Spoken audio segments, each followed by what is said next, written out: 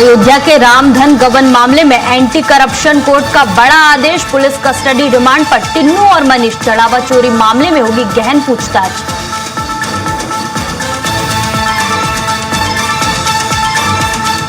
CM Yogi Adityanath का बुलंदशहर, अमरोहा और संभल दौरा। बुलंदशहर में 57 परियोजनाओं का करेंगे लोकार्पण। अमरोहा संभल में विकास कार्यों की करेंगे शुरुआत।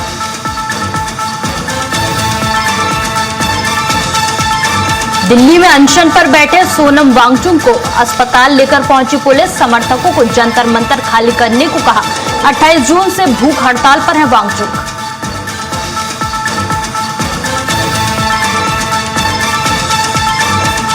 मेरठ में स्कूल संचालक हत्याकांड पर बड़ा खुलासा। पत्नी ने प्रेमी संग जहरीले सांप से डसवा कराई पति की हत्या। पुलिस ने दोनों आरोपियों को किया गिरफ्तार।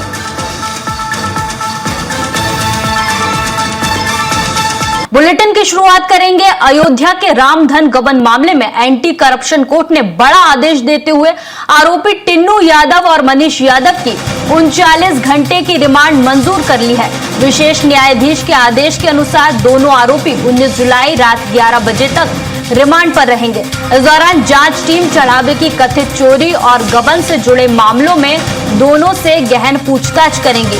मामले के विवेचक आशुतोष तिवारी ने रिमांड की मांग को लेकर कोर्ट में आवेदन प्रस्तुत किया था, जिसे अदालत ने स्वीकार कर लिया है और अब दोनों आरोपियों को रिमांड पर भेजा जाएगा। इस दौरान दोनों आरोपियों से रामधन गबन मामले में गहन पूछताछ की जाएगी। टिन्नू यादव और मनीष की 39 घंटे की रिमांड मंजूर कर ली गई है और इसी पर ज्यादा जानकारी के साथ हमारे साथ संवाददाता पवन सिंह जुड़ गए हैं। पवन, कोर्ट ने बड़ा आदेश दिया है, दोनों आरोपियों की रिमांड मंजूर कर ली गई है। अब क्या कुछ देखने को मिलेगा इस मामले में? बिल्कुल प्रतीक्षा, देखिए क्योंकि ये बड़ा मामला है, बड़ा केस है। देश दुनिया के जितने भी सनातन धर्म के मानने वाले लोग हैं, सबकी निगाहें इस पे टिकी हुई है और पुलिस भी इस पे काफी मशक्कत कर रही है। आज सुबह 8 बजे से इनकी रिमांड जो है चालू हो गई है और 8 बजे से लेकर 39 घंटे की रिमांड है। पुलिस ने आज उन्हें 8 बजे टिन्नू यादव और मनीष यादव को 8 बजे रिसीव किया है जेल से और उसके बाद पुलिस लाइन ले गई, जहां उनकी मेडिकल चेकअप हुआ है। मेडिकल चेकअप के बाद अब पुलिस उनसे पूछताछ करेगी, उन प्रकरण के बारे में जानकारी इकट्ठा करना चाहेगी कि आखिरकार ये जो इन लोगों ने जो इस कार्य को अंजाम दिया है उसमें किन किन लोगों का सहयोग रहा और इन लोगों ने इस पैसे को कहां कहां लगाया है और इनके साथ कितने लोग हैं। जो इसमें गबन हुआ, जो चोरी हुआ है, उसमें कितने लोग शरीक हैं। क्योंकि अभी तक जो नाम आए हैं वो नाम जितने भी चिन्हित हैं, जिन लोगों के ऊपर FIR हुआ है, इसके अलावा इसके पीछे माना जा रहा है कि बहुत अन्य और लोगों के हाथ है। क्योंकि ये जो गबन का जो स्लैब है वो काफी बड़ा है। क्योंकि अभी तक एग्जैक्ट फिगर सामने नहीं आई है, लेकिन इसके बावजूद भी यह माना जा सकता है क्योंकि जो हुआ है, अब चूंकि पुलिस इन लोगों से पूछताछ करेगी, क्योंकि मुख्य आरोपी है लोग, इन लोगों से जानकारी हासिल करेगी कि आखिरकार इसमें कितने लोग इन्वॉल्व है और किस तरह से इन्होंने कार्य को अंजाम दिया है। क्योंकि ये राम मंदिर में जब से लोग नियुक्त हुए हैं तो जाहिर सी बात है कहीं न कहीं छोटी या बड़ी धीरे धीरे लोगों ने बड़ी लंबी चोरी की है और सीसीटीवी फुटेज महज अप्रैल 4 महीने का है, 3 महीने का सीसीटीवी फुटेज है। इससे पहले का सीसीटीवी फुटेज इरेज हो चुका है क्योंकि 3 महीने ज्यादा DVR में उसका जो स्टोरिंग है वो नहीं हो पाता। तो आप इस ऐसे मामले में जो उनके पास जानकारी होगी पुलिस उससे जानकारी हासिल करेगी और फिर जानकारी हासिल करने के बाद उन लोगों से बात करेगी जिन लोगों को ये चिन्हित करेंगे, जिन लोगों को बात करेंगे। क्योंकि राम मंदिर मुद्दा सनातन धर्म से मानने वाले लोगों के लिए बड़ा मुद्दा है, कलंक का है, जिसे साफ करना पुलिस का, सरकार का और वहां पर जो मानने वाले लोग हैं, मंदिर के जो ट्रस्ट के लोग हैं, उनका सबका दायित्व है। लेकिन अब लगातार पुलिस इससे काम कर रही है। अदालत ने छूट दी हुई है कि अब 39 घंटे में इससे पूछताछ की जाए और सही तथ्य, सही चीज सामने आए। क्योंकि अन्य लोगों से भी पूछताछ की जा रही है। इन लोगों के घर के अगल बगल जो लोग रह रहे हैं उनसे पूछताछ हो रही है। बहुत सारे साधु संत हैं जो इसके बारे में जो बहुत सारी चीजें जिसके बारे में लोग जानते हैं उनसे बातचीत हो रही। लेकिन सबसे बड़ी बात है पुलिस अभी सही तथ्य तक पूरी तरह नहीं पहुंच पाई है। अब लगातार इस पूछताछ के बाद, रिमांड के बाद, जानकारी हासिल करने के बाद जिन लोग इन्वॉल्व होंगे उनसे पहुंचेगी पुलिस और उससे भी आगे जानकारी हासिल करेगी आखिर कितने लोग इन्वॉल्व है और कितना बड़ा स्लैब है इसमें जो चोरी हुआ है। जी प्रतीक्षा। बिल्कुल पवन, देखने वाली बात होगी कि अब चंदा चोरी मामले में क्या नए खुलासे होते हैं। आगे भी हमारे साथ बने रहिएगा। तो दोनों आरोपियों की 39 घंटे की रिमांड कोर्ट ने मंजूर कर ली और इसके बाद दोनों आरोपियों से पूछताछ की जाएगी। बता दें कि टिन्नू यादव और मनीष को 39 घंटे की रिमांड पर भेजा जाएगा, जिसमें गहन पूछताछ की जाएगी। और सीएम योगी के आज के कार्यक्रम बता देते हैं आपको। सीएम योगी आदित्यनाथ आज 3 जिलों के दौरे पर रहेंगे। बुलंदशहर, अमरोहा और संभल जाएंगे सीएम योगी। 1350 करोड़ की विकास परियोजनाओं की सौगात देंगे। बुलंदशहर में 57 परियोजनाओं का लोकार्पण करेंगे। अमरोहा और संभल में विकास कार्यों की शुरुआत सीएम योगी करेंगे। लाभार्थियों को चेक, चाबी और लैपटॉप बांटेंगे सीएम योगी। तीनों जिलों में जनसभाएं भी मुख्यमंत्री योगी आदित्यनाथ करेंगे। तो सीएम योगी आदित्यनाथ आज 3 जिलों के दौरे पर रहेंगे और इसी पर ज्यादा जानकारी के साथ हमारे साथ पवन सिंह लगातार बने हुए हैं। पवन, आज सीएम योगी के क्या कुछ कार्यक्रम रहने वाले हैं? बिल्कुल प्रतीक्षा, आज मुख्यमंत्री योगी आदित्यनाथ 3 जिलों के दौरे पर हैं। मुख्यमंत्री पहले बुलंदशहर जाएंगे, फिर अमरोहा जाएंगे और उसके बाद संभल जाएंगे और संभल के बाद वो बरेली होकर वापसी करेंगे। लेकिन मुख्यमंत्री योगी आदित्यनाथ इन 3 जिलों में करीब 1300 करोड़ से ज्यादा की विकास परियोजनाओं का लोकार्पण शिलान्यास करेंगे। मुख्यमंत्री योगी आदित्यनाथ तीनों जिलों में बहुत लोगों को जो उससे लाभार्थी हैं उनको पत्र वितरित करेंगे। बहुत सारा जो है तीनों जगह पर जनसभा को संबोधित करेंगे और वहां पर अधिकारी और वहां के लोकल जो नेता है, जनप्रतिनिधि हैं, उन सभी लोगों से विचार विमर्श करेंगे, वार्ता करेंगे। क्योंकि अब मुख्यमंत्री योगी आदित्यनाथ और उनके सहयोगी मंत्री जिस भी जिले में जा रहे हैं, जहां भी कार्यक्रम का आयोजन हो रहा है, पूरी तरह से सरकार, संगठन, भाजपा पूरी तरह से अब चुनावी मूड में आ गई है। जिस तरह से कि 2027 का विधानसभा का चुनाव काफी सन्निकट है, इसे देखते हुए मुख्यमंत्री योगी आदित्यनाथ जो भी योजनाएं चल रही, चाहे भारत सरकार की, चाहे उत्तर प्रदेश सरकार की, उन सभी योजनाओं की जो अंतिम रूप है, जो फिनिशिंग है, वो कर रहे हैं। और जो जिन योजनाओं की सौगात दे रहे हैं उससे कि जिन जिलों में जो चीज बची रह गई थी, मान लीजिए किसी कार्य को पूर्ण करना है, तो उसके लिए मुख्यमंत्री योगी आदित्यनाथ लगातार तत्पर है। और 2017 से लगातार मुख्यमंत्री योगी आदित्यनाथ उत्तर प्रदेश को आगे लाने के लिए, युवाओं को जोड़ने के लिए और पूरे प्रदेश के जिले के 1 डिस्ट्रिक्ट 1 प्रोडक्ट से पूरे प्रदेश की आर्थिक स्थिति को सुदृढ़ बनाने के लिए लगातार प्रयासरत हैं। और वो जो युवा है, युवाओं को जोड़ने के लिए, चाहे वो युवा रोजगार के रूप में, चाहे वो नौकरी करें या अपना स्वयं का रोजगार करें, इसके लिए कौशल विकास के माध्यम से मुख्यमंत्री योगी आदित्यनाथ ने उत्तर प्रदेश के युवाओं को बड़ा अवसर दिया है। क्योंकि उत्तर प्रदेश 24 करोड़ से ज्यादा की जनसंख्या वाला प्रदेश है, पूरे भारतवर्ष का सबसे बड़ा प्रदेश है। ऐसे में मुख्यमंत्री योगी आदित्यनाथ भारतवर्ष में प्रधानमंत्री की मंशा के अनुरूप उत्तर प्रदेश की वित्तीय स्थिति को काफी सुधारने के लिए लगातार प्रयासरत है। अब चूंकि सरकार और सिस्टम पूरी तरह से चुनावी मूड में है, लगातार मुख्यमंत्री योगी आदित्यनाथ दौरे पर हैं। हर जिले में जहां जा रहे हैं वहां कहीं न कहीं बड़ी सौगात दे रहे हैं, लोगों से जानकारी हासिल कर रहे हैं कि अगर किसी प्रकार की कोई समस्या है तो उसके लिए मुख्यमंत्री या उनके जो जनप्रतिनिधि हैं उन तक बात पहुंचेगी तो उसका हल निकालने में काफी आसानी होगी। बिल्कुल पवन, सीएम योगी का काफी अहम दौरा और विकास के साथ ही सियासी मायनों में भी ये दौरा काफी अहम है। आगे भी पवन हमारे साथ बने रहिएगा।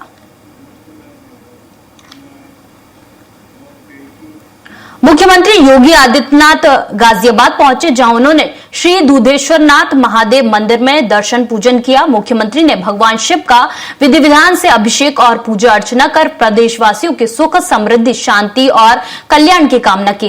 इस दौरान मंदिर परिसर में जनप्रतिनिधि, प्रशासनिक अधिकारी और बड़ी संख्या में श्रद्धालु मौजूद रहे। पूजा अर्चना के बाद मुख्यमंत्री ने मंदिर की व्यवस्थाओं का भी जायजा लिया। उनके दौरे को लेकर सुरक्षा के व्यापक इंतजाम किए गए थे और मंदिर परिसर में प्रशासन पूरी तरह मुस्तैद रहा।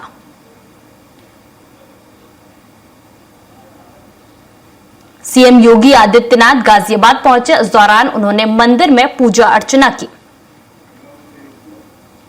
दिल्ली के जंतर मंतर पर पिछले 20 दिनों से भूख हड़ताल पर बैठे सामाजिक कार्यकर्ता सोनम वांगचुक की तबीयत बिगड़ने पर पुलिस उन्हें अस्पताल लेकर गई।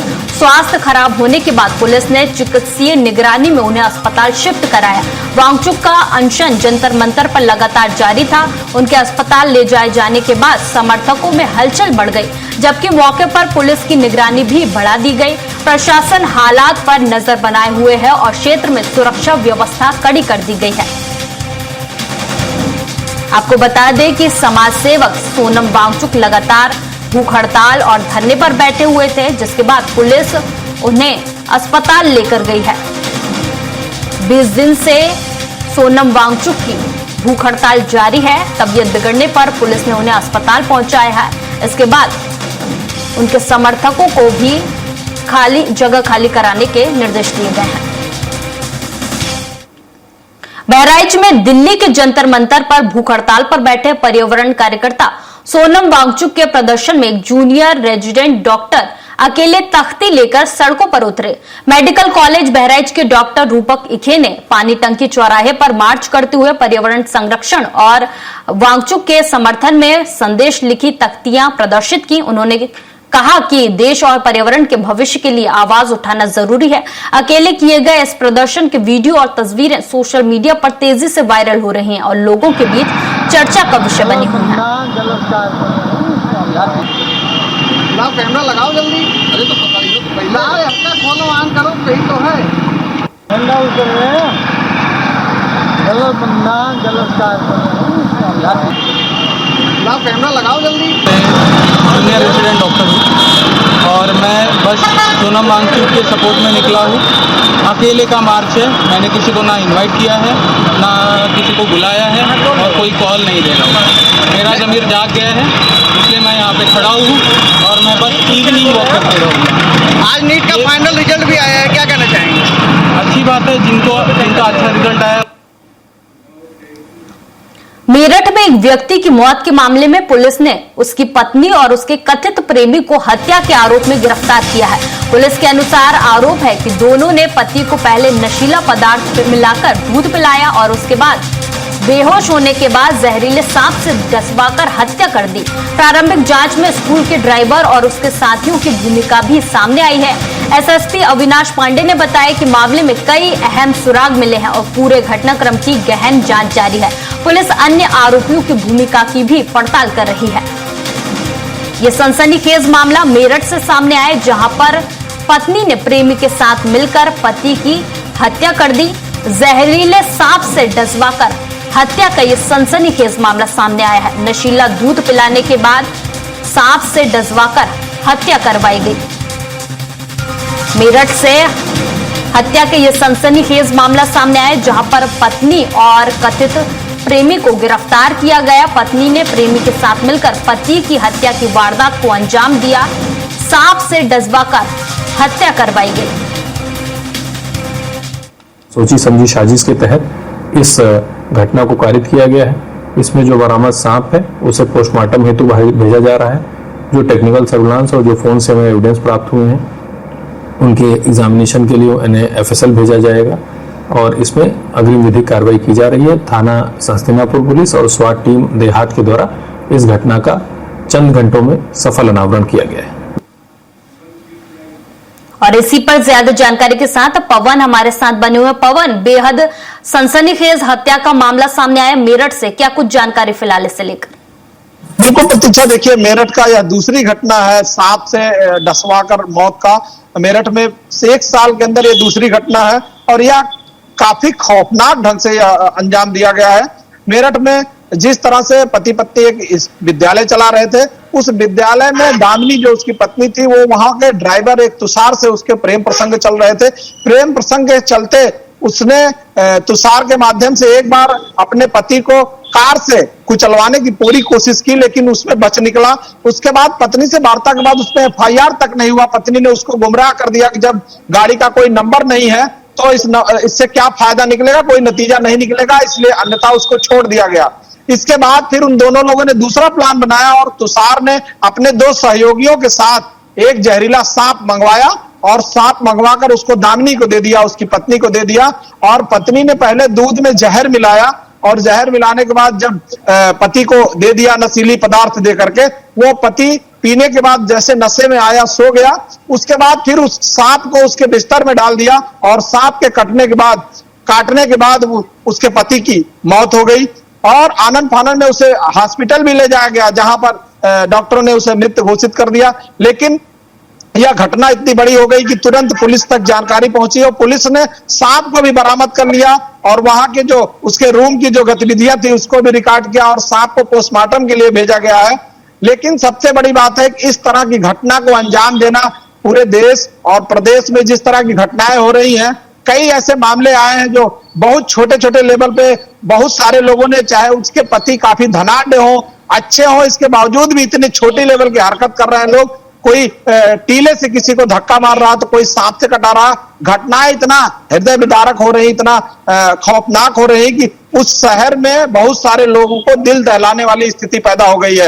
इस पे वहां के एसएसपी ने पूरी तरह से बयान दिया है, घटना के बारे में पूरी जानकारी दी है। लेकिन सबसे बड़ी बात है प्रतीक्षा की जिस तरह का गिरावट आ रही है, लोगों की सोच में गिरावट आ रही है कि किसी का जान लेना इतना आसान हो गया है कि बहुत सारी छोटी चीजें उसके आगे अपने आप को बौना समझ रही हैं। किसी को जान, किसी को जिंदगी दे पाना कितना कठिन है और मौत देना कितना आसान हो गया जिस तरह से इस समय चल रहा है। जी बिल्कुल पवन, ऐसी घटनाएं कई सवाल खड़े करती हैं। तमाम जानकारी के लिए आपका बहुत बहुत शुक्रिया। हरदोई जिले से हत्या की सनसनीखेज वारदात सामने आई है, जहां शराब के नशे में धुत पति ने सिलबट्टे से पीट कर पत्नी की हत्या कर दी। कासिमपुर थाना क्षेत्र के गोरी दायमपुर गांव से ये मामला सामने आया, जहां पत्नी की हत्या के बाद आरोपी पति कुंज बिहारी घर पर बाहर से ताला लगाकर फरार हो गया। ग्रामीणों ने उसे संदिग्ध हालत में भागते हुए देखा। शक होने पर घर का दरवाजा खोला तो अंदर महिला का शव मिला। मामले की सूचना मिलते ही पुलिस और फॉरेंसिक टीम मौके पर पहुंची और मामले की जांच शुरू कर दी है। हरदोई जिले से ये सनसनीखेज मामला सामने आया, जहां पर सिलबट्टे से पीट कर पत्नी की हत्या कर दी गई। वारदात को अंजाम देने के बाद आरोपी मौके से फरार हो गया। बिहारी गुप्ता, जो कि मजदूरी का कार्य करता है, अपनी पत्नी मोनी उम्र करीब 37 वर्ष को सिलबट्टा मारकर घायल कर दिया, जिससे उनकी मृत्यु हो गई। इस सूचना पर तत्काल काशीपुर पुलिस द्वारा मौके पर पहुंचकर निरीक्षण घटनास्थल किया गया तथा फॉरेंसिक टीम द्वारा भी निरीक्षण घटनास्थल करते हुए साक्ष्य का संकलन किया गया। तत्पश्चात शव के पंचायतनामा की कार्रवाई करते हुए शव को पोस्टमार्टम हेतु भेजा जा रहा है। उत्तर प्रदेश के महोबा में संदिग्ध परिस्थितियों में एक विवाहिता की मौत का मामला सामने आया है। नोएडा से पति शव लेकर महोबा पहुंचा, जिसके बाद मृतका के शरीर पर चोट के निशान देखकर परिजनों ने पति पर हत्या का आरोप लगाया।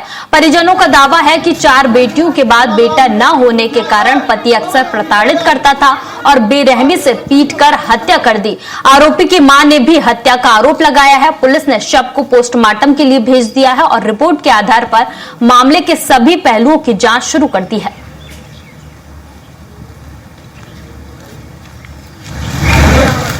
हमारे पापा की गलती है इसमें। पापा मारते थे क्या बेटा मम्मी को? हाँ। क्यों मारा करते थे? क्यों मारा करते थे? देखा खपा दिया। मारने लगे। कभी आपके सामने पापा ने मारा मम्मी को? हाँ? पीटा कभी? हाँ?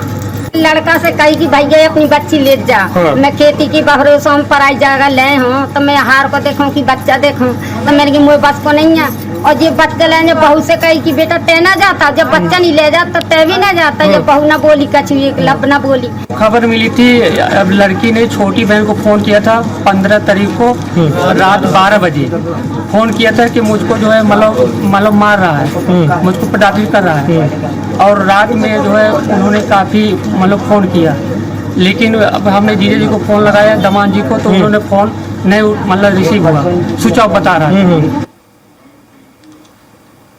अमरोहा में पुलिस और शातिर चोरों के बीच मुठभेड़ हुई, जिसमें 2 बदमाशों को गिरफ्तार किया गया है। मंडी धनोरा थाना क्षेत्र में बदमाशों ने फायरिंग की, जिसमें मुख्य आरक्षी अरविंद कुमार घायल हो गए। पुलिस की जवाबी कार्रवाई में मोहम्मद उमर और मोहम्मद वसीम के पैरों में गोली लगी, जिसके बाद दोनों आरोपियों को गिरफ्तार कर लिया गया। पुलिस ने आरोपियों के कब्जे से 2 तमंचे, कारतूस, बिना नंबर की बाइक और 10,000 रुपए नकद बरामद किया है। बदमाशों ने पूछताछ में चोरी का खुलासा किया है। उनका मूवमेंट दादी खेड़ा की तरफ है। पुलिस ने वहाँ पर तलाशी प्रारंभ की। सामने से एक अपाचे लाल रंग की आती हुई दिखाई दी। पुलिस ने उसको रोकने का इशारा किया। उस पर जो 2 बदमाश थे उन्होंने पुलिस पार्टी पर फायर किया। इस बुलेटिन में इतना ही। आप देखते रहिए